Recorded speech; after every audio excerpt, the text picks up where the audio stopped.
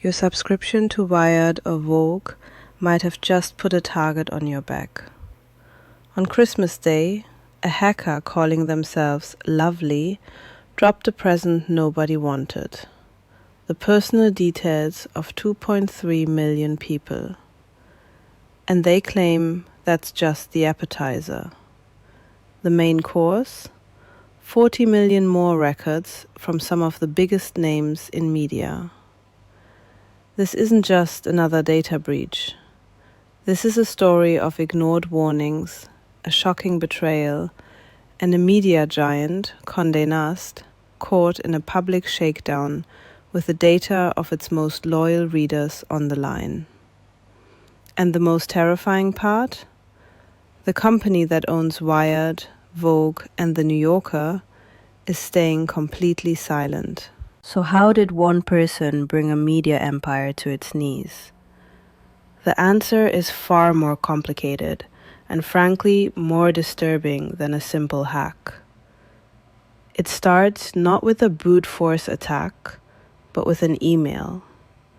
A friendly warning from someone who seemed to be on their side. In the weeks leading up to December 2025, a figure using the alias Lovely reached out. They didn't come in guns blazing. They posed as a security researcher, a white hat hacker doing the right thing. They contacted Condé Nast directly. They even contacted a security reporter at Wired, one of their own publications. When those channels seemed to go nowhere, they did something clever. They used a trusted third party, the data breach reporting site, databreaches.net, as an intermediary to prove they were legitimate. Lovely's message was clear and alarming. They had discovered not one, not two, but 6 critical vulnerabilities in Condé Nast's centralized user account system. This wasn't just about one magazine's website. This was the master key. A single, unified system that managed subscribers and users across a huge portfolio of iconic brands.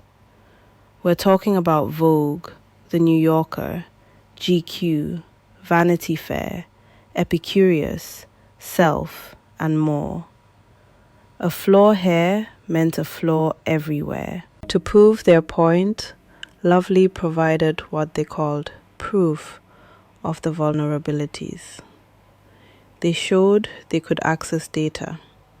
For over a month, they claimed they were trying to get Condé Nast to listen, to fix the glaring holes in their digital fortress before someone malicious found them. From the outside, it looked like a classic, frustrating case of a big corporation ignoring a good Samaritan. Databreaches.net even began advocating on Lovely's behalf, trying to get the media giant to pay attention to the researcher who was trying to help them. Finally, it seemed to work. In mid-December, Condé Nast reportedly started engaging. They took the information and, according to the timeline, fixed the 6 vulnerabilities Lovely had pointed out. It seemed like a crisis was averted. A security researcher had done their job, a company had finally listened, and millions of users were safe. But that's not what happened. Because Lovely had a secret, a very big one. While they were playing the part of the helpful researcher, they were doing something else in the background. Something they deliberately hid from everyone, including the reporting site that was vouching for them. They weren't just proving they could access the data. They had already downloaded it. All of it. This is where the story takes a sharp, dark turn. The helpful researcher persona evaporated. In its place stood an extortionist. After the vulnerabilities were patched, databreaches.net asked Lovely if Condé Nast had paid them a bug bounty for their help. Lovely's response was chilling. Not yet. The implication was clear.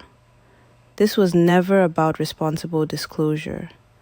This was about a payday. The blogger at databreaches.net, realizing they had been played, confronted Lovely. Had they downloaded the entire database? Lovely, who had previously only admitted to pulling small samples for proof, finally came clean. They admitted to downloading records on 33 million users, and potentially more. The helpful warnings were a smokescreen. The entire month-long charade was a cover to quietly exfiltrate a treasure trove of personal information while maintaining a plausible front. The betrayal was absolute. Lovely had used the trust of the security community to build leverage for their own extortion plot. And then, on December 20th, the first threat became a reality. A file appeared on the notorious hacking forum BreedStars. It contained 2.3 million user records from Wired.com. This wasn't a sample. It was a full-scale data dump. The file included everything a scammer, stalker, or identity thief could dream of. 2.3 million email addresses. For 285,000 of those people, it included their full names. For over 100,000, it included their physical home addresses. For 32,000, their phone numbers. And that's not all. The leak also contained user IDs, stated genders, birthdays, account creation dates, last session information, and in some cases, IP addresses. The only small mercy was that passwords were not included. But make no mistake, the absence of passwords doesn't make this data harmless. Far from it. With this information, criminals can launch incredibly convincing spear phishing attacks using your name, email, and knowledge of your Wired subscription to trick you into giving up passwords or financial information.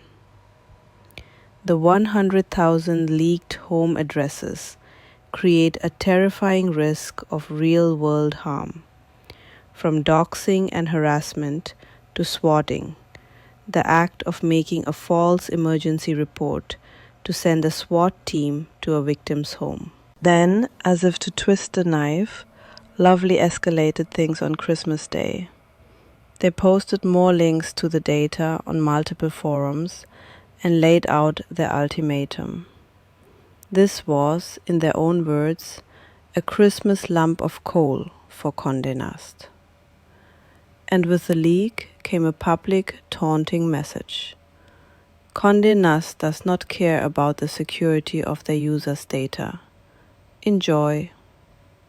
Lovely also posted a list of JSON files, teasing the data they were still holding hostage. The file names were who's who of magazine publishing: Vogue, GQ, Vanity Fair, The New Yorker, Glamour, Bon Appetit, Allure. The threat was no longer abstract. The hacker was promising to release data on over 40 million people, unless their demands were met. So a hacker makes a bold claim. They dump some data and threaten to dump more. How do we actually know this is legitimate? In the world of cybersecurity, you can't just take a hacker at their word. You need verification. And that verification came swiftly and from an unexpected direction. Security researchers at a firm called Hudson Walk decided to investigate. But they didn't need to contact Condé Nast, who was still silent. They used a different and, frankly, more modern method of verification. They took the leaked data from the Wired breach and cross-referenced it against their massive collection of logs from InfoStealer malware. Now, what is InfoStealer malware? It's a type of malicious software, like Redline or Raccoon, that infects a person's computer and quietly steals saved credentials, browser history, and other sensitive information. Hudson Rock found matches. They confirmed that the email addresses and other data in the Lovely leak were identical to data they had already seen being stolen from individuals' computers by these malware campaigns. They could even see that the data was fresh, with entries as recent as September 2025, just a few months before the breach. This confirmation is huge for two reasons. First, it proves beyond a reasonable doubt that the leaked data is real and accurate. These are not fake profiles or old, recycled data. This is the legitimate current user database of Wired.com. Second, it gives us a massive clue as to how this might have happened in the first place. Lovely claimed they exploited 6 vulnerabilities in the website code, but the presence of InfoStealer malware patterns suggests another, or perhaps parallel, entry point. It's highly possible that the initial access didn't come from a super sophisticated zero-day exploit, but from something much more common and mundane. An employee at Condé Nast got their computer infected with malware. That malware could have stolen the employee's VPN credentials or internal login details, giving the hacker a foothold inside the network.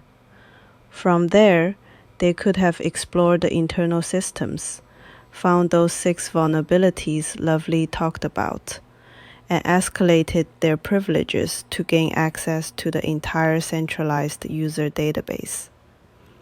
It's a classic hacking strategy. The outer defenses of a company can be a mile high, but it doesn't matter if someone inside unknowingly opens a side door for you. This brings us to the most frustrating part of this entire saga: the deafening silence from Condé Nast. As of late December 2025, the company has not released a single public statement. They haven't acknowledged the breach. They haven't warned their users. They haven't told the subscribers of Wired, Vogue, or GQ that their personal information is circulating on criminal forums. Nothing. This leaves us with a storm of unanswered questions. Did they know about the vulnerabilities for a month and do nothing, as Lovely claims? Or is the hacker exaggerating their timeline to make the company look worse? Are they currently negotiating a ransom with Lovely behind closed doors? That "not yet" comment from the hacker certainly implies that a demand was made.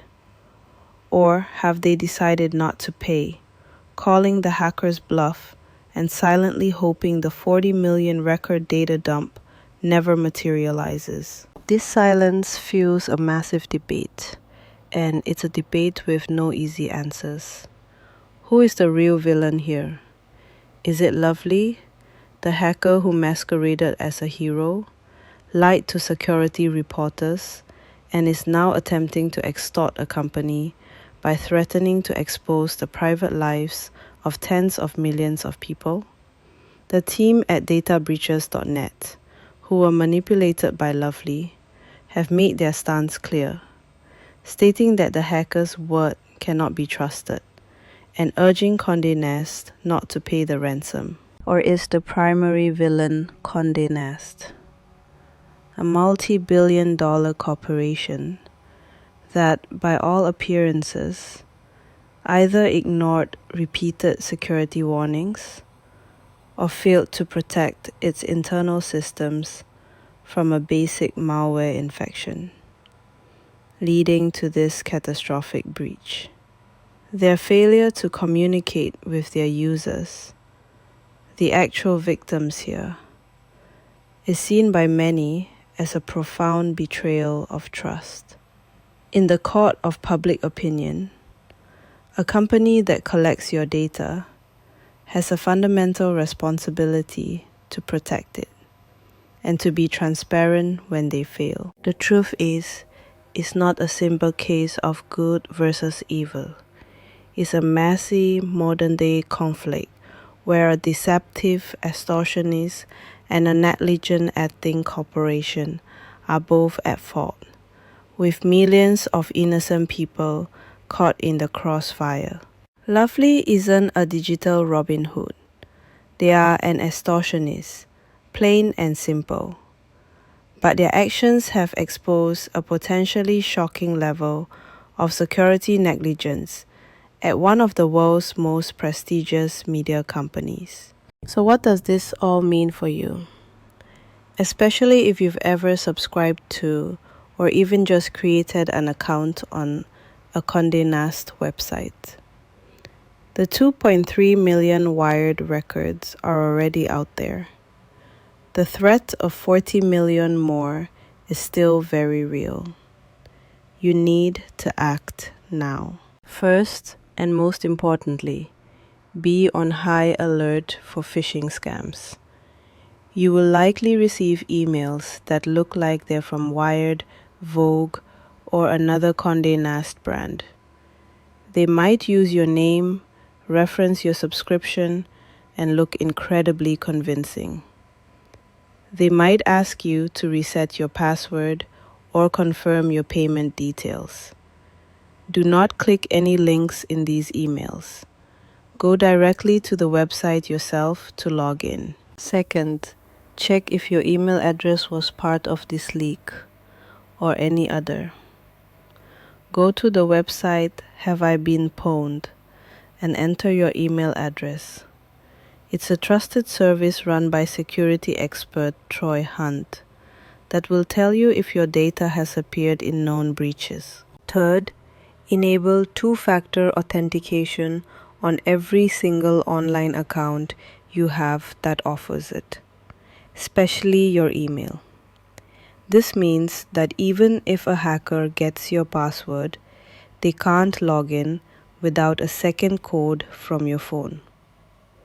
This is one of the single most effective things you can do to protect your digital life. This breach is a stark reminder that our data is only as safe as the least secure employee or the most overlooked vulnerability at the companies we trust.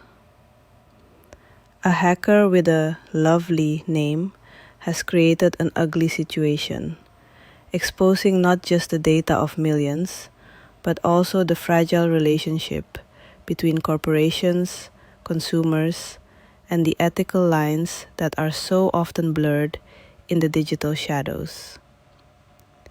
The next few weeks will determine whether this becomes a cautionary tale or an absolute catastrophe for 40 million more people. What do you think? Who bears the most responsibility here? The extortionist hacker who exposed the flaws, or the silent corporation that failed to protect its users?